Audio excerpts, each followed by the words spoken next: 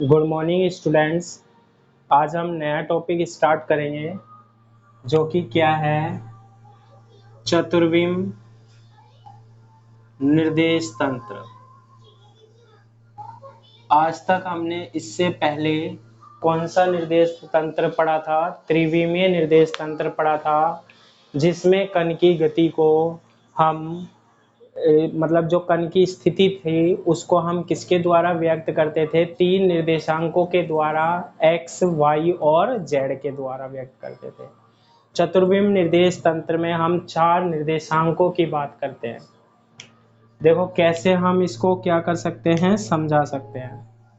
इसको समझाने के लिए हम पहले की क्लासों में किसके बारे में पढ़ चुके हैं? लॉरेंज रूपांतरण के बारे में पढ़ चुके हैं। किसके बारे में पढ़ चुके हैं? लॉरेंज रूपांतरण के बारे में पढ़ चुके हैं। लॉरेंज रूपांतरण कैसे निकालते थे? हमारे पास एक निर्देश तंत्र होता था, हमारे पास क्या, एस निर्देश तंत्र, जो कि क्या था हमारे पास, एक स्थिर निर्देश तंत्र था। एक कौन सा होता है हमारे पास, एस डैश निर्देश तंत्र होता है, जो कि कितने वेग से गतिशील होता था? v वेग से गतिशील होता था। मान लो हमारे पास ये एक पॉइंट है क्या, P, ठीक है। यहाँ हम एक प्रकाश का स्रोत रखते हैं, बिंदुवत स्रोत है, तो यहाँ से क्या निकल के जाएगा? प्रकाश। एक यहाँ लगते हैं तो यहाँ से भी क्या निकल के जाएगा? प्रकाश निकल के जाएगा। यहाँ से बिंदु O से कहाँ है ये बिंदु P तक पहुंचेगा ये, तो इसको हम किसके द्वारा व्यक्त करते थे? R सदिश। और ये होता था x, y, z, यानी बिंदु P की स्थिति हम कैसे देते थे? x, y, z से। ये एस डैश निर्देश तंत्र होता है। यहाँ से हम बिंदु P को देखते हैं, R डैश सदिश से व्यक्त करते थे और इसके निर्देशांक x dash, y dash, z dash होते थे। तो वो लॉरेंज रूपांतरण क्या होता था? इन दोनों निर्देश तंत्रों के बीच में क्या था हमारे पास? वो संबंध बताता था। लॉरेंज रूपांतरण क्या करता है? इन दोनों निर्देश तंत्रों के बीच में क्या बताता है? संबंध बताता है। अब देखो इन दोनों निर्देश तंत्रों के बीच में क्या बताता है? संबंध। लॉरेंज रूपांतरण में हम चौथा निर्देशांक और काम में लेते थे, क्या? t, है ना। अगर मान लो मुझे OP दूरी निकालनी थी, OP दूरी, चाल बराबर से क्या होता था हमारे पास? दूरी बटे क्या? समय। तो दूरी निकालते थे हम, दूरी बराबर चाल इंटू समय निकालना हो। मान लो अगर हम समय निकालें तो समय क्या होगा हमारे पास? दूरी बटे चाल। मान लो यहाँ से कण जा रहा है और यहाँ बिंदु P पर कितने समय में पहुंच रहा है? वो t समय में। तो t बराबर दूरी कितनी है? OP है अपॉन OP है अपॉन चाल क्या होगी हमारे पास? प्रकाश की चाल कितनी होती है? c, नियत होती है प्रकाश की चाल। प्रकाश की चाल नियत होती है, c का मान कितना होता है? 3 × 10⁸ मीटर पर सेकेंड होता है। तो चाल जो है प्रकाश की वो कितनी होती है? c। तो t बराबर इस OP की वैल्यू क्या होगी? अगर हम S निर्देश तंत्र से देखें तो OP क्या है? R सदिश। और हम जानते हैं R सदिश का परिमाण, ये दूरी कैसे निकालते हैं? √x² + y² + z² से, ठीक है। तो OP की वैल्यू क्या आती है? √x² + y² + z² अपॉन क्या? c। तो इसका हम क्या निकाल सकते हैं? c × t बराबर √x² + y² + z², दोनों तरफ वर्ग कर देते हैं तो x² + y² + z² माइनस इसको बराबर से पहले ले जाओ, c² t² बराबर 0। ये तो S निर्देश तंत्र की बात होती थी। S डैश में क्या होता था? x dash square + y dash square + z dash square minus c² t dash square = 0। ऐसे ही सोल्व करते थे हम पूरा लॉरेंज रूपांतरण, और लास्ट में हम जब इनमें संबंध बनाते थे तो कुछ समीकरण निकल के आती थी, जिसे हम क्या बोलते थे? लोरेंज रूपांतरण समीकरण, वो क्या होती थी लोरेंज रूपांतरण समीकरण हमारे पास?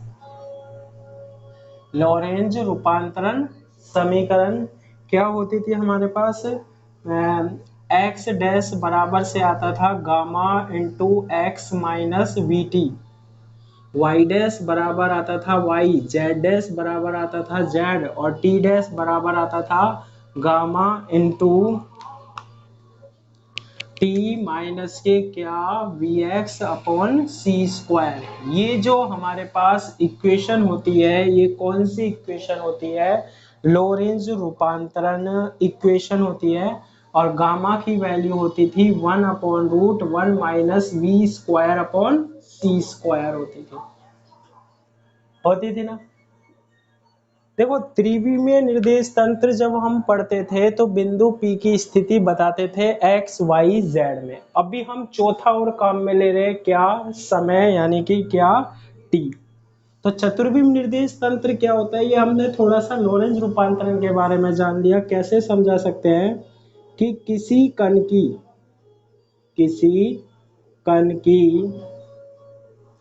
स्थिति को किसी कण की स्थिति को व्यक्त करने के लिए, किसी कण की स्थिति को व्यक्त करने के लिए स्थिति निर्देशांक के अलावा, स्थिति निर्देशांक कौन से होते हैं? X Y Z. स्थिति निर्देशांक के अलावा समय निर्देशांक,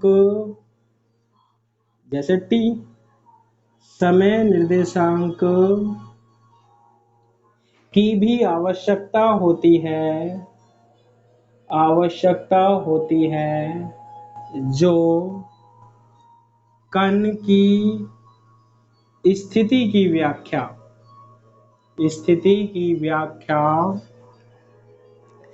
पूर्ण रूप से कर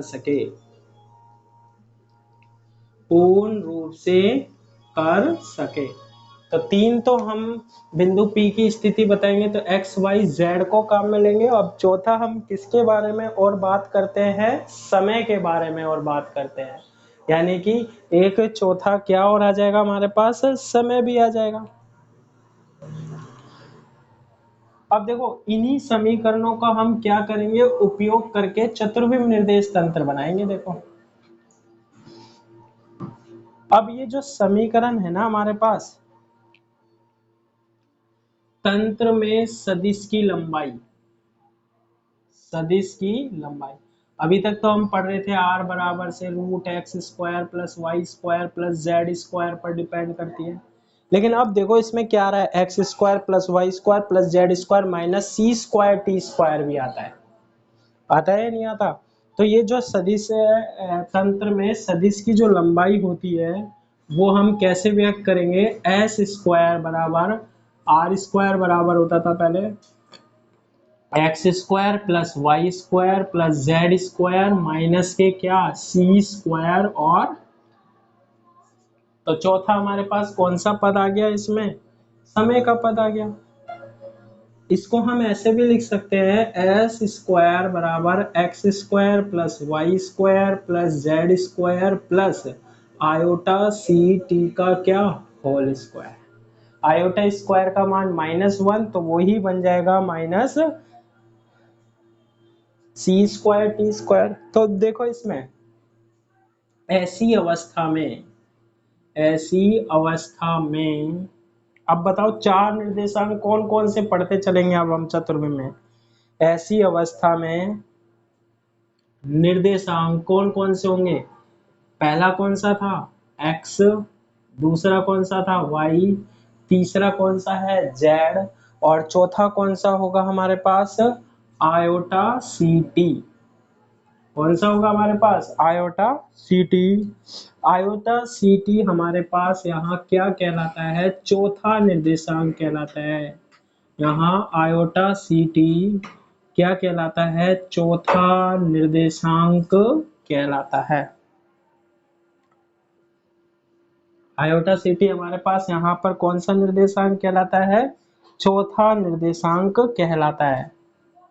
और इन चार निर्देशांकों को व्यक्त करने वाला तंत्र, इन चार निर्देशांकों को व्यक्त करने वाला तंत्र, चार हो गए ना, एक्स वाई जेड और आयोटा सी टी, इन चार निर्देशांकों को, इन चार निर्देशांकों को व्यक्त करने वाला तंत्र क्या कहलाता है? चतुर्विम निर्देश तंत्र कहलाता है। ठीक है, तो चतुर्विम निर्देश तंत्र जो हम पढ़ रहे हैं यहाँ पर, उसमें हमारे पास कितने निर्देशांक होंगे?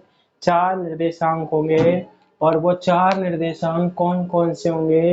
एक तो होगा हमारे पास क्या? x, दूसरा क्या होगा? y, तीसरा क्या होगा हमारे पास? z, और चौथा हमारे पास क्या होगा? आयोटा सी टी होगा। ठीक है, तो देखो इनको हम यहाँ पर व्यक्त कैसे करते हैं। अगर हम इनका कौन सा रूप देखें, प्रदिश रूप भी देखें हम। ठीक है, कौन सा रूप देखें हम इनका? प्रदिश रूप देखें तो वो कैसे व्यक्त करते हैं। प्रदिश रूप में हम कैसे व्यक्त करते हैं? प्रदिश रूप में, प्रदिश रूप में हम क्या करते हैं? 1 2 3 फॉर्म लिखते हैं। पहले भी हम पढ़ चुके हैं। पहले हम लिखते हैं क्या? x1, फिर क्या लिखेंगे? x2, फिर लिखेंगे x3 और फिर लिखेंगे क्या? x4। चार निर्देशांक। x1 क्या होगा? x होगा प्रदिश रूप में, यानी जहां हमने x1 लिख दिया वो कौन से निर्देशांक के बारे में बता रहा है? x निर्देशांक के बारे में बता रहा है। x2 क्या होगा? y होगा। x3 क्या होगा? z होगा। और x4 क्या होगा? आयोटा सी टी होगा। ये कौन सा रूप है? प्रदिश रूप है। और ये कौन सा निर्देश तंत्र है हमारे पास? एस निर्देश तंत्र है। ठीक है, तो चार निर्देशांक कौन कौन से हो गए हमारे पास? x, y, z, क्या? आयोटा सी टी हो गया। अगर यही बात हम किसकी में करें? एस डैश निर्देश तंत्र में करें और प्रदिश रूप लिखना है, तो अब क्या होगा? x1 डैश और दूसरा क्या होगा? x2 डैश, x3 डैश और x4 डैश। इसमें निर्देशांक क्या होते हैं? x dash, y dash, z dash और आयोटा सी में तो कुछ नहीं कर सकते, लेकिन t का क्या होगा? t डैश होगा। तो ये कौन सा रूप होता है हमारे पास? प्रदिश रूप होता है। ठीक है, कौन सा रूप होता है हमारे पास? प्रदिश रूप होता है। किसका? चतुर्विम निर्देश तंत्र का। तो एक बात तो क्लियर हो गई, चतुर्विम निर्देश तंत्र में चार निर्देशांक की जो हम बात करेंगे अब बार बार, वो कौन कौन से की करेंगे? एक तो x की करेंगे, दूसरा y की करेंगे, तीसरा z की करेंगे और चौथा समय वाला क्या? आयोटा सी टी की करेंगे। इसके बाद आता है हमारे पास चतुर्विम। ठीक है, चतुर्विम सदिश निरूपण। चतुर्विम सदिश निरूपण। अभी अभी हमने क्या देखा था? प्रदिश रूप देखा था ना। और प्रदिश रूप जो हमारे पास आ रहा था वो मैंने बताया था कि x1 को x लिखते हैं, x2 को क्या लिखते हैं? y, x3 को क्या लिखते हैं? z और x4 को क्या लिखते हैं? आयोटा सी टी लिखते हैं। ये कौन सा निर्देश तंत्र है? एस। और एस डैश में x1 डैश बराबर x डैश, y1 डैश बराबर y डैश, z1 डैश बराबर या सॉरी x1 डैश बराबर x डैश, x2 डैश बराबर y डैश, x3 डैश बराबर z डैश और x4 डैश बराबर आयोटा सी इंटू क्या? T dash. ऐसे ही लिखते हैं हम, है ना। अब देखो सदिश की लंबाई का वर्ग क्या होता है? अभी अभी हमने लिखा था सदिश की लंबाई का वर्ग। जब त्रिविमीय में पढ़ते थे तो X square plus Y square plus Z square होता था। त्रिविमीय निर्देश तंत्र में जब भी हम पढ़ते आए हैं तो वो क्या होता था? X square plus Y square plus क्या होता था, जेड स्क्वायर होता था। जब हम चतुर्विम की बात करते हैं तो क्या और होता है, सी स्क्वायर टी स्क्वायर, और इसको हम किससे व्यक्त करते हैं, एक्स एस स्क्वायर से। एस स्क्वायर बराबर होता है X square plus Y square plus Z square minus C square और टी स्क्वायर होता है ना। और इसको अभी अभी हमने चतुर्विम रूप में लिख चुके हैं हम। देखो कैसे, एक्स स्क्वायर बराबर से X one square plus x two square plus x three square, और ये आयोटा सी टी बनेगा। इसको क्या लिख सकते हैं हम, एक्स फोर स्क्वायर लिख सकते हैं, है ना।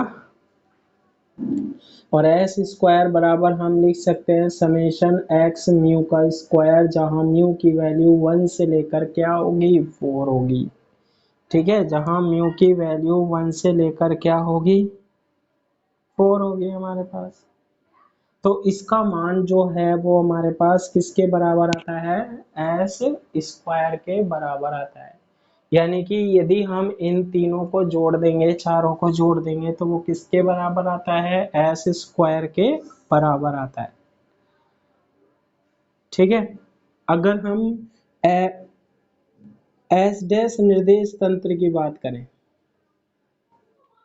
तो सदिश की लंबाई क्या आएगी, एस स्क्वायर बराबर से summation mu is equal to 1 से लेकर 4 तक एक्स डैश क्या, म्यू स्क्वायर के बराबर आएगी, आएगी ना। लेकिन एक बात आपको ध्यान रखनी है, ये एस डैश स्क्वायर है। एक बात क्या नहीं ध्यान रखनी है कि जड़त्वीय निर्देश तंत्र में, जड़त्वीय निर्देश तंत्र में जो ये सदिशों की लंबाई आती है, ये देखो इसमें तो क्या होगा, x one square plus x two square plus x three square plus x four square. इसमें क्या होता है, x one dash square plus x two dash square plus x three dash square plus x four dash square होता है ना। तो इनका जो योग होता है ना, वो क्या होता है, बराबर होता है। तो हम लिख सकते हैं जड़त्वीय निर्देश तंत्र में जो सदिश की लंबाइयां होती हैं का वर्ग, सदिश की लंबाइयों का वर्ग सदैव क्या रहेगा, नियत रहता है। जड़त्वीय निर्देश तंत्र कौन से निर्देश तंत्र होता है, हम पहले भी पढ़ चुके हैं, जिसमें न्यूटन की गति के नियम वैध होते हैं, है ना। तो ये क्या लिख सकते हैं, अर्थात एस स्क्वायर बराबर क्या होगा, एस डैश स्क्वायर होगा। तो हमेशा ध्यान रखना है कि सदिशों की लंबाइयों का ये जो वर्ग है, ये हमेशा क्या होगा, बराबर होगा। एस स्क्वायर बराबर से क्या, हैश डैश स्क्वायर होगा। तो इसका वैल्यू क्या होता है, summation mu is equal to 1 से लेकर 4 तक एक्स म्यू स्क्वायर बराबर होगा समेशन म्यू बराबर 1 से लेकर 4 तक क्या, एक्स डैश क्या, म्यू स्क्वायर के बराबर होगा। तो इस तरीके से हम किसमें ये पढ़ते हैं इन चीजों के बारे में, चतुर्विम निर्देश तंत्र में। तो हमें एक बात यहाँ पर सबसे पहले ध्यान रखनी होगी कि जब हम चतुर्विम निर्देश तंत्र की बात करते हैं तो चार निर्देशांक कौन कौन से होंगे, एक्स वाई जेड, और समय वाला कौन सा, आयोटा सी टी। और प्रदिश रूप में हम x को क्या लिखते हैं, x1 लिखते हैं, y को क्या लिखते हैं, x2 लिखते हैं, z को क्या लिखते हैं हम, x3 लिखते हैं, और आयोटा सी टी को हम यहाँ पर क्या लिखेंगे, x4 लिखेंगे। ठीक है, तो इस तरीके से हम किसके बारे में जानते हैं, चतुर्विम निर्देश तंत्र के बारे में। ठीक है, इसके आगे जो डेरिवेशन आएंगे वो हम करेंगे कौन सी, नेक्स्ट क्लास में।